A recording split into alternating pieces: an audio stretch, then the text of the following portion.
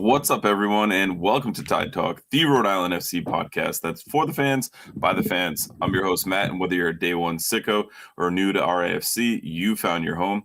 Every episode, we're breaking down the latest from Rhode Island FC, the matches, the moments, the players, and everything happening in and around the club. Before we dive in, make sure you're following Tide Talk across all of our social media platforms. We're on Instagram, X, Facebook, TikTok, and everywhere else you scroll. Stay locked in for updates, exclusive content, and all things Rhode Island FC. If you're joining us on YouTube, please say hi and share your thoughts in the chat. And if you're listening on Spotify, Apple Podcasts, or wherever you get your podcasts, please take a second to like, subscribe, leave us a review as it helps us grow and bring you even better content every single week. Also, one more thing that my brethren forgot last weekend. We are a finalist for the favorite influencer on the Valley Breeze Voice of the Valley 26 contest. I put the link in this episode description so you can click it right down there. It's also in our link tree that's on all of our accounts. Should be the first link. You can vote once per day per email address. So if you have 9,000 email addresses like Ryan Claude Healy, you can put them all up and get voting on all of them. And our main mission, our main goal of Voice of the Valley 2026, let's say it at the same time, Ryan. 1, 2, 3. Take Beat down Buns and Bites. Yeah, yep. That's it. We want to take down Buns and Bites. Andrew likes to call us Meats and Eats, but we are Tide Talk, and we'd really appreciate it if you took a minute to vote for us daily. You can do it daily with as many email addresses as you have. So I do have to say there are no AI shenanigans here. We are in it for the love of the game on this one. So want to win it very fair and square. I still think AI is Allen Iverson, so I don't even know what that means. As it always should be. That's it. Cozy up. Craig Bear. Let's dive into this one. I went with Battery Steel, Ryan. We're going to Portland. I know you're going to Portland, which is super exciting. Yes. But how was your weekend and first Mother's Day in the house? It was really good. We hosted family. They got to watch me silently feed the baby at the end of the Arsenal game, having almost a panic attack. And then, overall, just good stuff. It was a really beautiful day. Nice to kind of celebrate with multiple generations of the family. And and just feeling very lucky. How about you? It was pretty classic with the sports routine that we have going on right now. I left with Graham at T-ball for 9 o'clock. Kelly took Zach to soccer, and then I took Graham to soccer. So we didn't reconvene until Graham's game at about 12 or 12:30, whenever that was. I think it was 12. Just the constant carousel of being a chauffeur to and from kids soccer and other sports. Any goals or any notable performances from the boys? Graham left school early Friday, a little sick, and he took a rocket to the chest, which immediately caused a nosebleed. So I think it broke up the mucus, which was good. But Zach, I heard, had a couple of good looks. I didn't see his game, but a couple of good looks, but could not convert. They lost a close one, I guess. And Graham hit a bomb in T-ball. I think that was kind of the highlight of my watching. I actually had to ref again because for Graham's game, no ref showed up, and I'm coaching now. So I had to step out of the coaching mindset into the ref mindset and, just try to be better than a USL Championship official. I mean, the bar's pretty low, so I'm sure you surpassed that no problem. So that was it. But so you ended up watching this one at home, correct? It is correct. It was not a conducive environment for a newborn to be at that one. But yeah, watched at home. We definitely were scared off by the rain, and it looks like a lot of people were. But from what I heard on the ground, it was actually not too bad once you were there. Yeah, so it was another overhang party. If you caught Tailgate Talk on our Instagram account, always fun under the overhang, always a little wild. A lot of singing stuff going on. Free pizza from Hercules Pizza Works, which is pretty cool. New partner of Defiant 1636. So if you have your membership card, you can get a discount over there. I've ordered that for my basketball team several times. It's good stuff. So I would highly praise them. And, it's a good little local business to, use your discount at and get some pizza at a discount. That never hurts. But it also turned into the ride to the match instead of the march to the match, which is always fun. And this was the most packed RIPTA bus for a ride to the match that I've been on yet. It was absolutely jammed. It was hot, sweaty. It was a tough one. It was a tight ride, but it was good. We got there. And then once we got inside the stadium, the rain actually stopped, which was pretty good. I don't think it actually I wouldn't really say it rained until probably about the last 2 to 3 minutes of the match, and into extra time. But overall, a very warm night and a much drier night than I think a lot of us anticipated. Yeah, it was interesting because going into the game, like you're thinking, like, how could the rain play a big part in this? Like, Tampa is playing really well. Like, there's a lot of factors involved, and then when the fact it just kind of doesn't, it was. I mean, I don't know if it changed any of the tactics or anything the team was looking to do, but yeah, always funny. And honestly, I feel bad for the team at this point. Like, I feel like every single home match this season, besides like one or two, has just been like abysmal weather for some reason or another, and. Yeah, so shout out to the ticket sales team and everyone trying to keep this ball rolling and really fingers crossed for some better weather ahead of the summer months because it'd be nice to see at least help them sell tickets a little bit quicker. Yeah, I think death taxes and rain on RIFC games are the definite certainties in life, and maybe a JJ header goal to rescue something late could be joining that list pretty soon. But the weather has not been it. But I think we're going to be at the point sooner rather than later where we're like, wow, it's freaking hot today. This is going to be a tough one. So I think we're like right on that, tipping point right now. So it'll change quick and we'll be bitching and complaining about the heat and humidity soon enough. Yeah, I'm a big believer that you can only choose one season to complain about. You can either be like, I hate the cold or I hate the heat. I hate the heat guy. I firmly implanted there. So like when those blizzards were just kind of killing us in the beginning of this year, I just had to zip my mouth because you just got to take it and wait for your months to complain. But yeah, it's going to be tough soon. And I'm cherishing these moments where it's like in the 50s, 60s, like that's really solid. And then it's going to get tough. Yeah. As a habitual short wearer, somebody who wears shorts year round, it's much more comfortable to do so in the cold for me than the heat, just with the humidity. So I'm kind of with you there. I would almost say spring would almost be my least favorite though, because I hate rain. I can deal with snow. I can deal with all that. Rain just sucks because, no matter how well you plan, it just ruins everything. For sure. I mean, we know the real winner here is the fall, but we don't go there. Look at that. We didn't even talk about that off air. Again, go vote for us. That's why. Getting those good insights on Matt and Ryan's favorite seasons. But yeah, and also shout out to everybody who made fun of me and Timmy for not bringing up the voting last week. You guys are the real heroes to make sure we added it in tonight. You got Papa Matt back, and we had it right in the opening. So make sure you go vote. We love it. Well, we'll take a look at the starting 11, and I think this is probably one of the bigger talking points of the night. Ryan, Koke Vegas, and Aldair Sanchez, Hugo Baccarat, Grant Stoneman, Leo Afonso, JJ Williams, Frank Nodarce, Jojea Quizera, Zachary Harival, Hamidi Jope, and Amos Shapiro Thompson.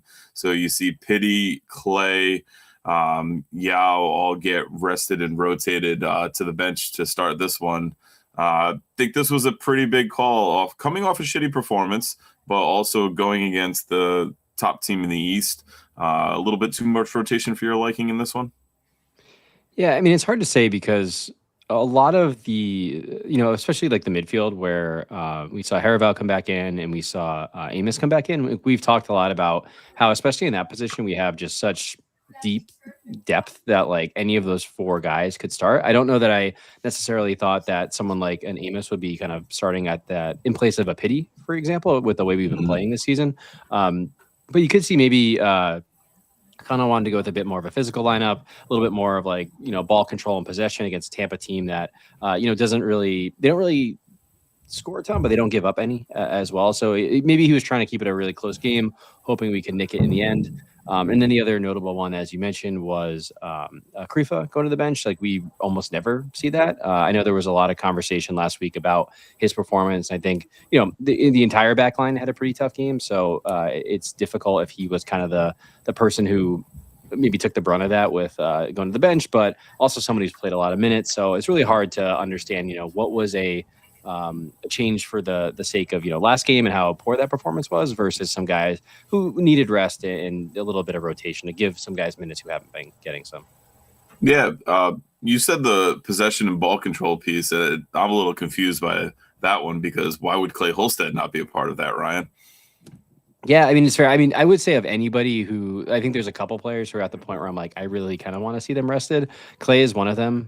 From just say like purely like it's more valuable to have Clay the entire season versus like him just playing week after week after week. The other one who is not rested was Aldair, who has played every minute, I think, so far this season, if not most of them. So, there's going to be rotation for a lot of reasons. But again, I think it's trying to figure out how to get through the season as healthy as possible while also, giving guys minutes who haven't had some. So, and also, again, it could be, we don't know what's happening in practice, and, kind of likes to reward how their effort is in practice and things like that. So maybe, Zach and Amos had like amazing weeks and they're really ramping up, and kind of wanted to give them a go for that. Not to say Clay wasn't working hard or anything like that, but there's just a lot behind the scenes we just will never know about these decisions. So, but at the same time, this was plenty to, compete with Tampa on the night for sure. Yeah, Derek brings up a good point. I saw Clay didn't have the giant wrap on his hand anymore, just a smaller brace. We also did see Clay take his first throw-in his substitute appearance of the season so far. I asked him about that. He goes, yeah, it's kind of hard right now. Sometimes, it doesn't really go where I expect it to go, and other times it does. So it's kind of like a 50-50 right now. But with that brace getting smaller, that is definitely a big look. I think my overall take on the lineup, I would have been pretty happy seeing this lineup in Portland. But I think some of those players rested and rotated, knowing Portland was next. I would have much rather seen versus Tampa. They always say you should rest for the, when you're playing your conference rival versus the USL League One team. 7 days away. It's a classic coaching thing that people say. All right. I guess so. I don't know. But overall, first half, I thought it was very much two boxers kind of feeling each other out and then really looking for that big haymaker blow. You mentioned, Tampa not really scoring a lot of goals, but not giving many up. Koke had the one save in the first half, but outside of that, they didn't really threaten too dangerously. Neither did we until, we'll get to that point in a second. But your thoughts on the early on play on this one and kind of the tug of war that happened in the midfield? Yeah, I think, again, like if you were thinking that we were going into this game trying to have like a plan of like kind of keeping it close, and again, I think the great analogy of like kind of a boxer trying to feel each other out. Like I think the midfield we put on the team sheet, like I think was one nod towards that happening. But then, yeah, beyond the early Koke save, which was fantastic, and I think we kind of fell asleep a bit. It also was kind of sloppy with the rain as well. It seemed like, I know it wasn't raining at that point anymore, but it seemed like the effects, like players were slipping all over the place. It was just like, you could tell the ball was really slick and kind of not doing exactly what they wanted. So I think that played a bit into the kind of back and forth of it all. But yeah, I mean, I think after the initial chance from them, I think I would have said we had the better of the half, kind of going into that like 40-minute mark. I just wrote down as one of my notes, like 18 minutes in, I might be the biggest Zachary Haraval supporter outside of his family. I just love that guy, appreciate him. But other than that, yeah, there's a couple like good strikes by Afonso had a great free kick. So like some moments, but again, like it being even, I think was the right, not right, but like a fair kind of state of play at that 40-minute mark. Right. Unfortunately, it was the 30-minute mark that Bella cracked the seal on this one, and here was the goal that gave Tampa the 1-0 lead. Rhode Island still unable to get the ball away from their penalty box. Perez, Cicerone, Schneider crosses, late arriving run, unmarked on the back post. Tampa Bay get the opening goal. Pedro Dolabella. Entire sequence starts initially from an attacking corner from the Tampa Bay Rowdies, and it just continues to get regenerated. First you saw a service from their left side, and then it ends up on the right side. You just wondered when the numbers were going to be able to have to climb out of the 18-yard box, and then the threat and the sustained threat from the Rowdies in those. I missed Sean St. Jacques on that one. Those announcers are absolutely dull. But, I think the real kind of, come to grips with that is that Stoneman, Hugo, and Frank trio, that's matched up with those three Tampa Bay players, but none of them are actually marking anyone, is really to blame. I think Zach could have done a little bit better job putting some pressure on that ball coming in on that one there. And then Pity actually, it goes from Zach's man to Pity's man, and Pity kind of charges him down. But if Zach put a little bit of pressure on there, I think that ball could have been, diverted out a little bit longer. But like the commentator said, you got to clear the lines. You got to get out of that 18, and they just couldn't do it. They were buried in for a long time leading up to that point. Yeah, it's a tough one, right? Like I think it's a great call on, closing down the cross.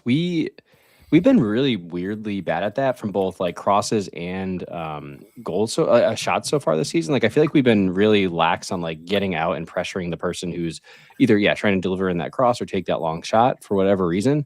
And then it's 3-on-3. It's also like three of the tallest RIFC players going up for a header. You'd think at least one of them could get up there and get it. And this Frank is where was the only one that jumped, and it was kind of a weird half turn, back turn type thing. Like Stoneman and Hugo just stood glued to the ground.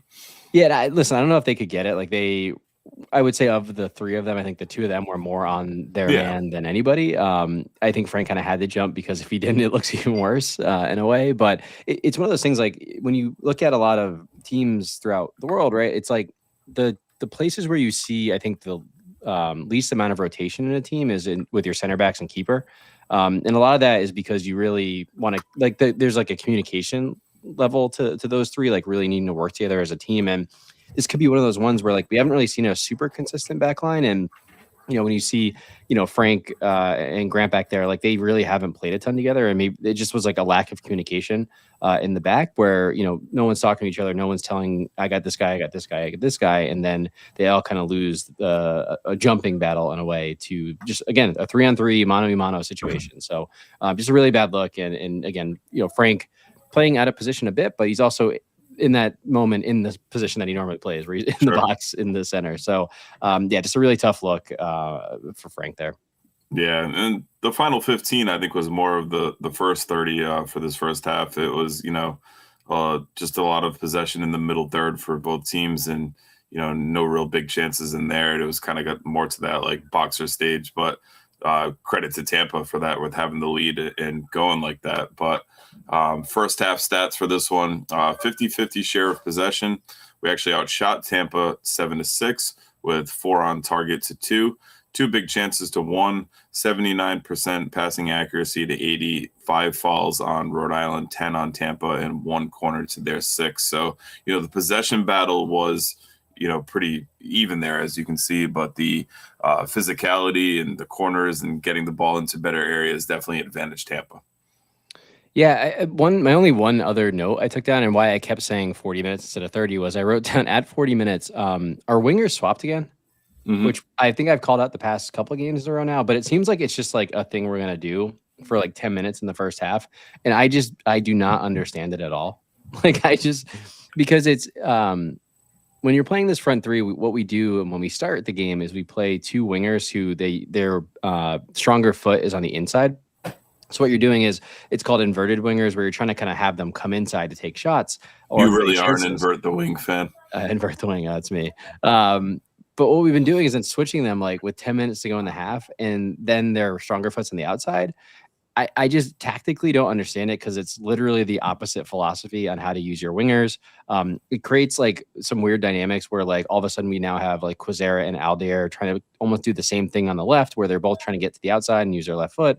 We do see Aldair come a little bit infield sometimes when that happens, but just in general, I think it's just such a strange thing to kind of tactically change your team for 10 minutes, and then they always switch back too. So I don't understand if it's just like, hey, we're not getting any luck with the wingers as they are. Let's switch them for 10 minutes to see if they can kind of shake it up a bit. But overall, I think it's just something very strange that I'm just going to keep making a note of it when I see it. But I just wanted to call that out because I find it bizarre. Well, it'd be nice if it happened and it paid dividends and we saw something occur from it. But we have actually seen quite the opposite, where Quezera is playing a lot better, on the right-hand side and getting his stuff from there. Yeah, and I think the thing, it actually like makes the team have to adjust a bit, and like we let up a goal. No, that didn't happen yet. But like I haven't seen us play better when we do that, and it's like to do that for 10 minutes or so. Like it's like why? Maybe if you're experimenting, sure, but like you have to do it number one longer than 10 minutes to understand if it's going to work or not, and 2, like again, it's just you're adding in like a little weird thing now. The entire rest of the team needs to adjust to for like. Yeah, it's not like a trick play in like basketball or football where like you're trying to catch the opponent off guard. It's you're actually kind of putting more one-trick ponies on their side, and they're only going to go outside. And I think it's kind of advantage defense at that point, just from any kind of scouting or tape watching you do of this team.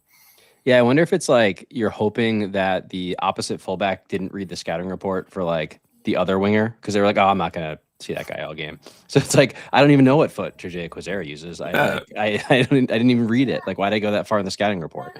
Quadro says it's the element of surprise. We do it every game at the same time, so they'll never see it coming. I swear, guys, next game, it's usually I think around the 30 or 40 minute mark we do it. Just watch for it. It's very bizarre. I don't understand. Yeah.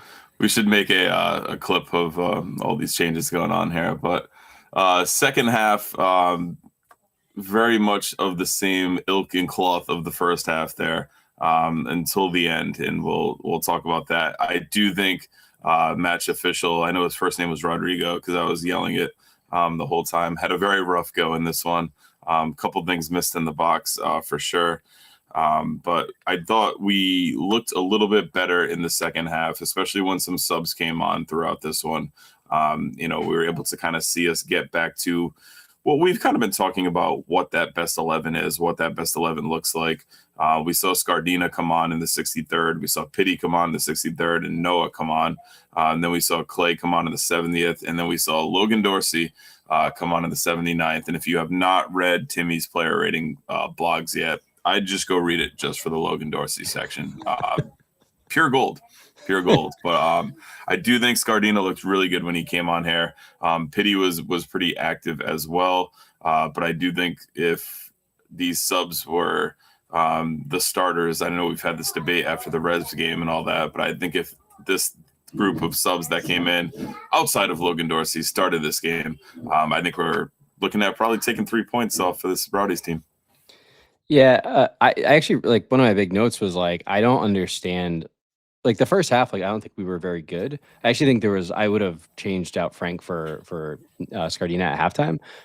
But like the fact that we went another 20 minutes before making any changes, I thought that was the weird part. Like, I just felt like we really missed an opportunity to try and like get back in this one sooner, and there was like no urgency to making that sub while also not really playing well. So I don't know if it was the physical health of some of these guys or what's going on, but I thought that was really strange. But yeah, overall, I mean, right, like talking about what's about to come, like I think all of those subs really had their say in that. And, with Pitti, Noah gets the hockey assist on the next one, and then Scardina has a really great ball in. So overall, I think they brought an energy and like almost like a level of physicality that we weren't seeing with this team, which I think we haven't really seen in the past two games for whatever reason. So it was nice to see them come on, especially some of these guys who aren't playing well, like a Noah, who, shout out to my guy, I saw him when I was running on a Saturday morning.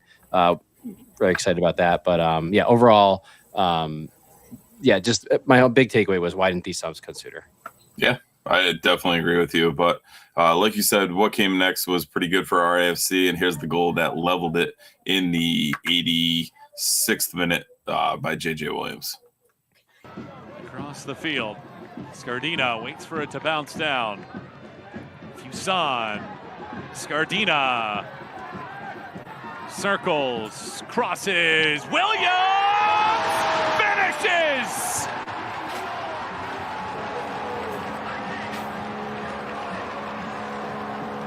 A brilliant ball from Scardina. JJ Williams adds to his career total. We're level at 1 with less than 5 to play. So I really like the run from Scardina there too. After he flicks it onto Noah, and I thought Noah overcooked that pass for sure when he first hit it. But Scardina makes a good run, puts a really good ball in. It's probably a little bit further out than you would have hoped for. It's outside of the penalty spot, and JJ is in a gaggle of dudes, to use a Ryanism there, and still gets a really solid header on it, gets some good contact there. But it is a nice ball in. It's a nice adjustment by JJ, but it's a really nice 1-2 between Noah and Scardina that leads up to this and lets it happen. Yeah, I mean, and we're kind of seeing this become, as you mentioned earlier, like a bit of a habit where JJ is, nodding in a lot of these goals kind of late in games. Maybe it's him wearing down these defenders or what, but having the decision, like Frank, I think overall he had a tough game last night, but has been playing well in this kind of right back role. But he's definitely less adventurous as in that role than someone like a Scardina, who has played more of a fullback type role in his career, where you're kind of playing more like Aldair, where you're running up and down the touchline more, kind of getting those crosses in. So I think it's a really interesting thought on like kind of what that role in the system is and how Kano wants to see it evolve over time. And, throughout the season, he's going to have a lot of decisions like this to make. And, shout out to Scardina for giving him something to think about moving into, Portland next weekend and then the next league match. No, it's well said. Derek says, was reading Minnesota has a guy playing his last game tomorrow, then leaving for the Columbia World Cup camp and not coming back. Maybe they'll need Dorsey back off loan. I don't know. Maybe. One could only hope. I think we'll talk a little bit more about Dorsey when we talk about maybe what we're going to see next week in Portland. But we can do it now. We can talk about his little cameo. I think you nailed it in some of our chats, Ryan, where second striker on this team has to be Leo Afonso. It's got to be Leo. And I think anyone else after that, I think the only other shout is Noah. I just think what Logan Dorsey offers is sub Mark Doyle, both with the opening game goals to kind of etch their name into RIFC lore, and not a lot after that. And Logan Dorsey kind of does a lot of running. I don't think it's very active and, kind of within the system. I think he's very frustrating to watch. And, like I said, read Timmy's blog, player ratings. He had a great line on that one. Happy belated Mother's Day to anyone listening. That'll tie you in nicely. But I just think Logan Dorsey on this team cannot be any kind of line leader. Yeah. So it's tough, right? He's a young kid, and we got him from MLS Next, and there's always circumstances around that in terms of like loan conditions and stuff that we'll never know.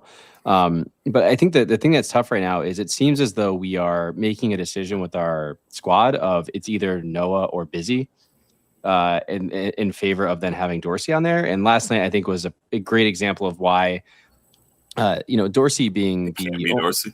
Well, I would have rather. Buxton says, wait till we get a hustle goal. And, to kind of lead you into this, just remember when he scored that goal in the opener, there were so many people in the Defiant 1636 Discord being like, wow, he could really be the man. He could be the guy for RIFC this year.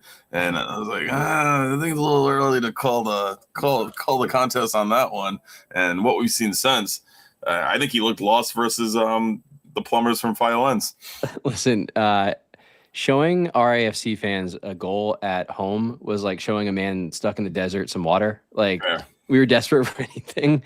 And, you might have called the kid Messi after that game. But, Matt's saying he scores a hat trick against Brooklyn. I'm saying there's no way Jackson Lee lets in 3 Logan Dorsey goals. No way. Not happening, Matt. Sorry. I mean, Jackson's an absolute wall. We'll be lucky to score in that one. But so I think again it comes down to like the squad though. It's like he's currently taking a spot that like I would rather late in games move Leao if we're trying to take JJ off or something, like move Leao to striker and have a Busy and a Noah available on the wings, because like you're more than likely gonna change your wingers than your striker because they're usually kind of putting in some more yards. And that's so good. Like we always say, you gotta join the chat live. Well done, Buxton. 205 legend. But so I just, again, I'd rather have had Busy last night, especially with the game state, to try to kind of get in there and make something happen. And he wasn't there, so it's a tough call for Kano because he's now clearly managing a squad where like some quote unquote bigger names are having to be left out every week. And this is always a call he's going to have to keep justifying. I think we can make the call. You can leave Logan Dorsey out. It's just I'm okay. The biggest issue I think is that or the Manville Messi, as he's being dubbed in the chat. Manville Messi. That's so good. The problem is it's like there might be some clause in his loan from Minnesota, like that he like has to be in the spot or something. That's what's tough about all these things is like there's all these weird, and I'm sure like we've seen the way we were treated with like everyone always brings up the Jack P thing where like they could recall him at any time, but I'm sure there was. I wish they would. I'm sure there was the opposite thing where like he also has to play every game that he's with you. Like with Matthew Corcoran, we brought him in. Like that man, for whatever reason, played every single minute he was with us and then just disappeared. Boy, was that a dark time. I forgot about that. But tough. Tyler's late to the chat, just like Logan Dorsey's skill showing up late to that match. At least Tyler showed up. I'll give him that. Again, I'm not gonna count. Like I don't. He's a developing kid, and I'm gonna leave it at that. Timu Clay. Well, that, actually, my biggest problem with him is that he looks way too much like Clay. Yeah, it's And tough, I routinely get confused, and I need one of them to listen. I will be more content with him in the squad if he like just buzzes his hair or something like that, so that we can like have a clear differentiation. What if he gets like Post Malone braids, like What Iverson? That would be, I think, a little Malibu's Most Wanted. I think that would be perfect. That would be better. Oof. Malibu's Most Wanted. If he shows up in a visor, he definitely is way too young to know Malibu's Most Wanted. But that'd be very funny. I mean, he has a lot of options. Like the reason I like go with like the crew cut. It's like the classic like I'm going back like no hairstyle, no hair gel. I'm just going back to like the hard yards here. The braids. I mean, they would be aerodynamic, so that might help him run faster. But I don't know how they would work on headers. Like I might throw that off. So listen, there's a lot of big decisions. Too many headers. There's a lot of big decisions. A lot of big decisions. Yeah, King Kong probably has some shit on him, as Pawtucket J says. All right. I don't have anything else on Logan. Yeah, full time. RIFC with an expected goals of 0.83. Same for the Rowdies. 50% possession for both teams. RIFC outshot Tampa 11-10 with 6 on target to 2 big chances to the 1. 78% passing accuracy for the Tide to 78 for Tampa. 13 fouls on Rhode Island, 15 on Tampa. 3 corners for Rhode Island, no chicken. 6 for Tampa. And the FOTMOB man of the match was JJ Williams with a 7.6 FOTMOB rating and 1 goal. I was talking to Matt Jean beforehand. I was talking to some other people, and I said, you know what? Book it. We're scoring on a corner tonight. Crowd's a little light because of the rain. Big Chicken's watching. They don't have to pay out till Monday. This is the perfect storm for Big Chicken. Just the 3 corners and not even fucking close on any one of them. No, I mean, so yeah, that I don't know what we're doing on corners anymore. Tyler says the XG tie is elite. Now that he says that, I and even reading it, I can't remember ever seeing a XG tie in any random. You know me, I'm always watching some Serie A, Bundesliga, whatever game that's on, and checking through on FOTMOB and all the apps and whatnot. And I've never seen an XG tie. It's really beautiful. It brings a tear to my eye, especially when they're both under 1. Neither team really went for it. Spoken like a true Arsenal fan. Yeah. Okay. So speaking of this game, I thought was really, really strange because it felt like Tampa went up 1-0 and they were like, "Cool, we don't have packing in for the night. We're good to go." Between the time wasting they were doing with kind of a lot of flopping, a lot of. And Derek says Rowdies won the mid-match lie downs on the pitch stat. Yeah, a lot of the quote-unquote dark arts here, but more than that, though, it just didn't seem like they were very interested in attacking at all. Granted, it was pretty unbelievable that they could bring on, I think, the 3rd place in the Golden Boot last season off the bench. That was kind of unbelievable, but they really felt like they just were not interested. And then all of a sudden, the minute we scored, they just turn on the jets and they start going full tilt again, trying to score again. So it was just a really weird performance for them because I'm like, were they just comfortable with that? And they're like, Rhode Island FC's definitely not going to score, so we don't have to go for it. Because I didn't think we did anything that truly controlled the game in a way. So I don't know if they were we can just jab our way out of the match, win on points, and call it a day. So very weird approach by the Rowdies. I think it might have been Defiance getting into the match an hour or so beforehand. We went as far as to looking up the opposing team's keeper coach and calling him out by name, Stewart, Bald Stewart there. Jamali, their keeper, he heard a lot from us. Usually by the time we get in, they usually have the backup keeper in taking shots, and the other keepers are off in the dressing room getting ready. But these poor bastards were heckled hard for an hour plus leading into it just because we were in so early. And, if you've ever been down in 116 and heard Naren do his thing before games, it's pretty epic. But they were getting it from everyone, especially Stuart Little, as he was called.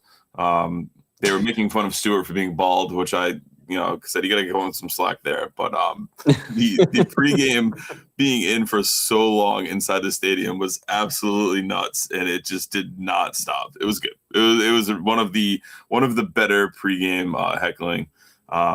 Matt Jean says that man does his research. We had everyone's name pulled up, everyone ready. We were on point. We definitely won the heckle battle for that one. Yeah, I feel I don't know if this is a real stat, but I'm just gonna say I feel like Jamali Waits has played at Rhode Island more than like any other keeper potentially. Because he's played for like multiple teams. I think last year he came twice with 2 different teams. So I feel like he. Are you thinking of Bill Hamid? Yes, I feel like that was Bill. Yes, you're right. That was Bill. See, wrong stat. See, you heard Naren heckling keeper, and you immediately went to Bill because that was one of his greatest performances of all time. Yeah, it was legendary. But Jamali's interesting because he's a little guy, but his athleticism, his vertical leap lets him get to the corners and get up top. But he is definitely one of the smaller keepers you'll see around the league. Long live the short king. That's what I say. That's it. But we'll shift gears a little bit, put a pin in this one, and share your thoughts with RIFC in 3. And we left it up to dealer's choice, good, bad, and ugly, or good, better, best, and any other questions people wanted to submit. And I'll start in the Defiant 1636 Discord.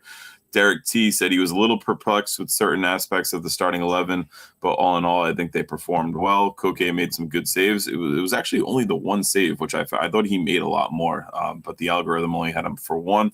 JJ's goal was great. It's a shame they couldn't capitalize on the pressure early in the first half. Sometimes they need to just shoot the ball on goal. I know the extra pass is tempting, but just shoot the damn ball. Definitely feel that. We also had... we've got blog talk. So Matt Hand's blog is out there. Timmy's blog is out there. Make sure you go check those out on our website. Leo's good was outplaying the best team in the league who looked like they had little interest in actually playing decent chunks of the game. I think to your point from just a minute ago, Ryan, better was finding a breakthrough after long spells of possession in the attacking half. Best, our biggest impacts on the game once Tampa Bay subbed on their big guns, and RAFC in 3 stalled the inevitable.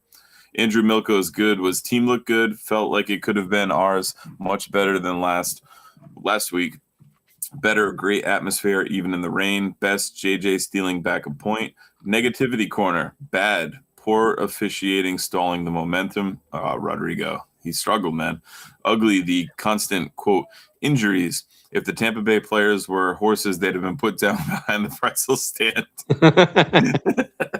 I love that. I didn't fully read that one yet. Well done, Mr. Milko. That is great. And his RIFC in 3 was Rowdy, Rainy, Roady. You know what was weird? There was that one moment where it was in the second half where the ref lectured Quizera and whoever was marking him for what felt like 10 minutes, and it was very. And then they ended up following each other and both get yellow cards. I'm like, this is most petulant. It feels so childish and I don't know. The whole thing is just so weird. And I'm like, this is. I don't know why you get frustrated with this league because I'm like this is all you don't see this you don't see this in other leagues, you don't see this you did not see that at Deerfield Park in Smithfield with the U7 Super League ref on Sunday. You did not see it. As I wouldn't because he's a professional. That's it. All right, back to that. Pawtucket J's RIFC in 3 was JJ in form, to which he got a bunch of eggplant reaction emojis. Love that. Dave Audette's good was tons of chances, bad not capitalizing on those chances, ugly the starting 11, and RAFC in 3 needed more rain. Question for the boys tonight: with that missed handball in the box, whether it would have been against us or not, do you think VAR is something the USL would ever consider bringing in? Ryan, I will start and then I'll kick it to you. I think it's something they probably will consider bringing in at some point, but it's something they should never consider bringing in because the standard of officiating on the field is such shit that how would you expect a person in a broadcast center, however many miles away, to do any better? They won't. It'll suck. It'll be horribly implemented. I don't think it'll ever do well in this league. Yeah, so I think it definitely wouldn't even be in consideration until at least till the Division 1 is a thing. It's literally a technology investment. There's a lot of layers to it beyond. You also have to pay an extra referee. Who knows what that would cost? And then to your point, the level of incompetence would just be infuriating. I also just be worried because there are so many missed calls and bad calls all game. It would be so much re-refereeing happen. It would be brutal. As someone there are so many clear and obvious errors that they'd all have to be re-refereed. Yeah, so it'd be really weird. You're almost better off going with robot referees human at that point. It's going with human error. As the biggest fan of VAR, it's tough for me to go against it. But I don't think it would be a good look for this league. I think they would be better focused on training and just improving the refereeing class that we're seeing every week. For sure. On Instagram, we had Saib's Rule with Fusan, Scardina, Williams for her IFC and 3. Straight money on that combination there, as Ryan mentioned. Noah with the hockey assist earlier. And on Facebook, we had Chris Frappier with the Jeff Goldblum gif of really good stuff there. So thank you to everyone who took the time to write in on our socials. I remember, look for those posts after each and every match, and we'll share your thoughts. We usually, like I said, try to pick one for the episode title. We're not that creative, so we like to pawn that off on you guys. But again, thank you to everyone who wrote in. You can always send us questions, anything else you have, and we'll get them live on air, usually 24 hours after, but we decided to leave it for the moms yesterday, and here we are tonight. But we'll shift gears again, and I'll hand it off to my buddy Ryan for In Focus. In Focus, folks, we got slides. So I'm going to be honest with you, they're not the happiest of the ones tonight. So if we go to slide 1 here, one great stat, if you want to call it that, is if you look at Rhode Island FC's matches in last year and then so far this year, when we concede first, it's not a good look. And conceding first just means that the other team scored the first goal. There's no additional, they didn't score four or five goals, as you might think when you're looking at this pie chart. They scored 1 goal first.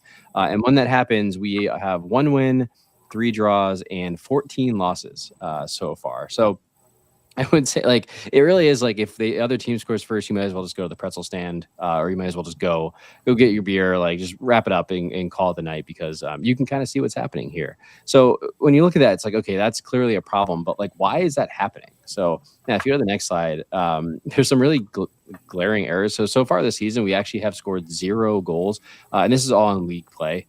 In the first 15 minutes of a match, we just are just unable to crack the opposition right away.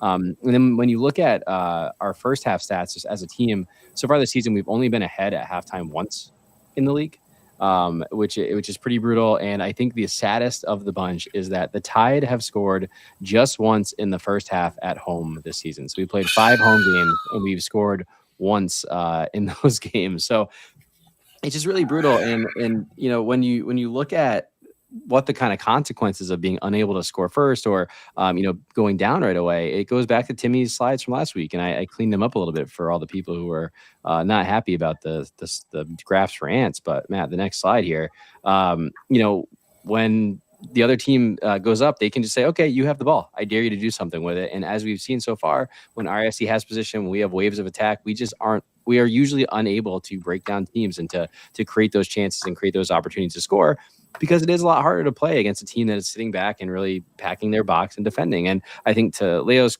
comment and what I was saying earlier, it looked like once Tampa went up 1-0, they were kind of job done, got it done, and they could just kind of sit back and let us try to do our thing. And again, it was just kind of like a boxer just jabbing away. There wasn't really a lot of fear that they had. So, when you look at the stats and the data here, you can kind of see why, right? It's a team that has really struggled when they've been down, and when they have a lot of the ball, they struggle to do anything. And I think it's a really big problem, for us constantly being, letting the other team score first, but then also being unable to make any breakthroughs once that happens. Yeah, that could probably maybe answer having such a stronger bench, because if you have all those players on, who of those players that starts is going to come in and really impact the game any late on? Yeah, I mean, it's tough though, right? Because there's been multiple times we've said we're playing the best 11, but that best 11 hasn't scored in the first 15 minutes of a game yet this season. True. That best 11 hasn't scored. They've scored 1 goal at home in the first half so far this season. So, I love being the comeback kids and all that good stuff, but the comebacks aren't working either. We again have only gotten any result in 4 of them, and 3 out of 4 have been a draw. So it's really tough. And again, for a team that struggled, especially last year, to score goals at all, going down 1-0 felt like it was no point watching the rest of the game. Yeah. Whereas this season, I think we've been there's definitely a lot more going on offensively, but at the same time, it's still we're eking out we've talked about the momentum potentially shifting on this show, and I think the Lexington performance was obviously a big reason for that. But then you look at the other reasons, and it was Charleston. Charleston as well, but it was a Revs game that was a late draw. It was a Hartford game that was a draw. So it's like some of these things that we were taking as like positive signs, like I don't know, like, there still were kind of gutty draws, like near a 0-0 and a 1-0 or 1-1. Like, it's not the offensive firepower. Obviously, Lexington and Charleston, we saw some good stuff, but those at this point have been the anomaly this season versus kind of what we've seen as a bit more of a carryover to last season. We're undefeated when Danny Rivera starts. That I'm going to be honest, that's probably going to continue from what we're seeing so far. All right. So next up for RIFC is Portland in the USL Cup Group 5, the Prinks Tire Cup, round 2. We make the trip to Fortress Fitzy, as they call it. No, they don't. Are you serious? Oh, of course they do. They're lame like that. So send us your score predictions in the chat. Ryan, I know you are making the trip. I'm making the trip as well. 160 brave souls will head up north to, hopefully see the demise of the Hearts of Pine in the Prinks Tire Cup at the hands of RIFC. Competition you can't really lose a game in. We were able to get that extra point off the shootout win over Hartford, which is big. Be even bigger to go to Portland and grab all 3 points. We saw a lot of rotation in this last one versus Tampa. Do you think we see continued rotation, or do you think we drift back to more of that starting 11 that we saw consistently for 3 or so games? It's a really interesting question after what we saw with the lineup Saturday, because we really went away from that lineup that we had been seeing consistently. I mean, granted, again, like people called it out in the chat, like it very much could have been like we played horribly against Birmingham. So like kind of might have been sending a bit of a message, but I don't think it's going to be, I think it'll be a mix of the two. Like I think we were talking about it a lot earlier, the Tide Talk guys, and I would say like probably 5 or so changes from what you saw. I bet you it's like a 50-50 thing. Some of the ones that I'm really interested in, I would love for the sake of Aldair to be rotated at this point, and not because I think he's playing well. I think he still looks very healthy, but we also kind of need to see what this formation looks like without him, because he's like the one kind of core piece we haven't seen us try to play this formation without. So I think this is a good opportunity to test that. I wouldn't even hate seeing someone like Galeo Afonso playing that striker role to see what he's got there. We haven't seen him play as a lone striker, and then you can kind of really maybe get some fresh legs with like a Noah and a Busy out on the wing. So I do think we're going to see some rotation. I would love to see Scardina start. I think he earned it last game, but I think again there's some competition at the right back spot. So a lot of big decisions for Connor to make, but we should have more than enough to beat this Portland team. Yep. Just to answer Derek's question in the chat, are any points up for grabs for league standings? No, this is strictly the USL Cup, the Prinks Tires Cup. So if you kind of take a look at that in a little bit more of a nutshell, we are in Group 5, which is currently led by Brooklyn on 3 points. Westchester and RIFC are both on 2. Portland and Hartford both on 1, and the Cosmos are the 6th team in the group who lost their first one to Westchester, so they are down on 0 points as well. So no league points. It is just a separate cup competition. It'll be interesting to see how this one plays out and see what kind of rotation we see in this one for sure. But Tuckett J's got a 2-0 RAFC win. Derek's got a 2-0 RAFC win. Sean Buxton's got 5-0 RFC. That's what I'm talking about. Absolutely love it. Tyler's got 3-1. Portland farts stink. We have such a creative community in this chat. Ben Johnson's got 1-0 RFC own goal. That is I will have a stroke. Yeah, that is a very pessimistic take, Ben. I hope it's not the case. Matt Jean's got 4-2 RAFC. I'm gonna go before you, Ryan, to give you some time. I usually punt and kick it to you first, so I'm gonna go 4-1 RAFC. I'm with Quadros, who just joined in late on that one. I think we absolutely stick it to these guys, and I couldn't wait to see it. I hope we send their marching band home crying.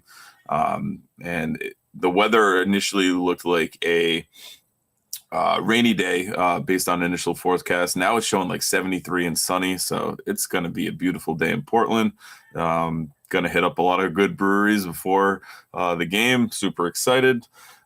Actually going up Friday, so very excited to have a little mini vacation in the season here, and I think we leave Portland with 3 games, and I think with 3 points, and I just find it really shitty that we're the first team that got like a memo on what can and can't be done inside of their stadium, because they are that much of a big group of pussies and virtue signalers that they fear what Rhode Island is going to bring to their precious Fortress Fitzy. Yeah, we got a lot of us had a lot of back and forth with their team president on Twitter. That guy has lost the plot. Like I genuinely, that memo is insane. Like there's a line in the memo that says that you need to get chance approved ahead of time for what your fans are going to say. Like it's like that level of like it's like it also says any object on you at the discretion of their staff can be deemed not able to enter the stadium. So very, very vague boy shit they have going on there. Very much like, ooh, I might have a plastic kazoo in my butt because I want to be annoying and bring it in, and they're not going to let me bring it in because that might not let their fans enjoy the match. It's a very specific example out there. I've been leading the charge. Kazoos need to be the ones. If they deem my child to be against the rules, I'll be very, very pissed.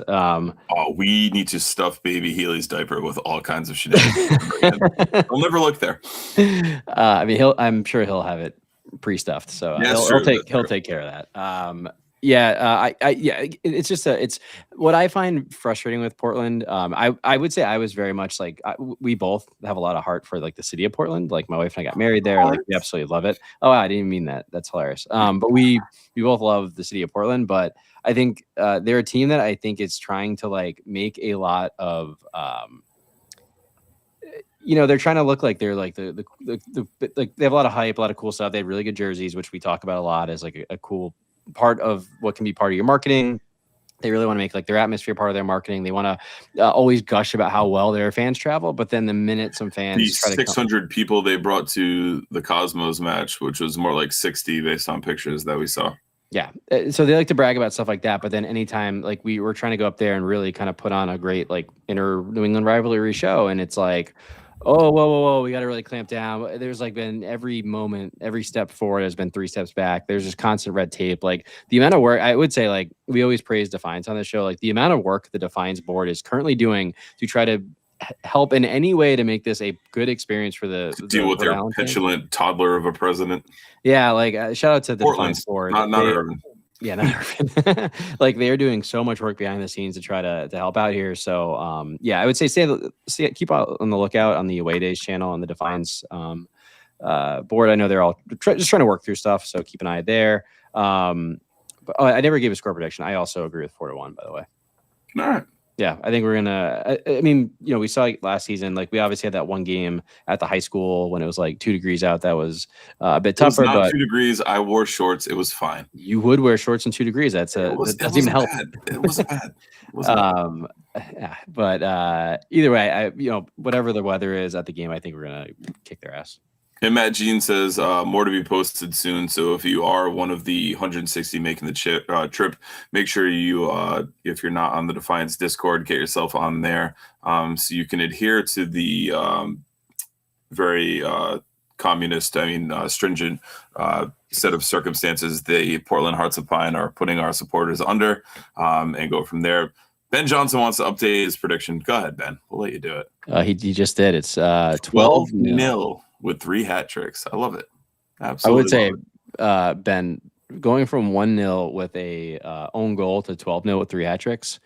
I'll have what he's having. Yeah, I mean, yeah, I love it. He cozied up and cracked a beer. I can tell that. A couple. It's got to be. I mean, that is the best thing about Portland, other than their fans. There are plenty good A+ beers. Yeah, go enjoy the city. It's a beautiful city. And yeah, again, like Matt Jean in the chat. Like I have one more call with them later this week. Like the man has talked to Portland more than probably his mother this week, which is look what you're doing to the guy, Portland. Happy Mother's Day. Happy Mother's Day. All right, but Ryan, anything else you want to share before we head out?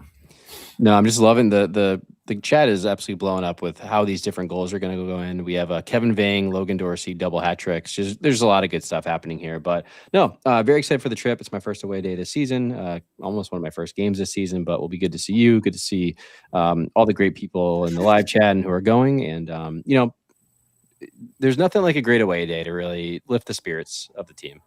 We always go back to how great everything felt, the vibes after that Westchester game. And, we could be feeling that same way after Portland. So that's it. I hope we absolutely take it to them. And I hope we score first, as we just saw with those slides. Based on that slide, let's do it.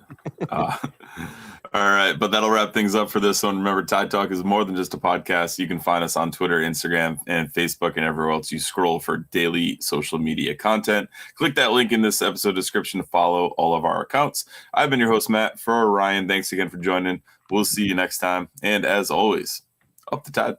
Up the Tide.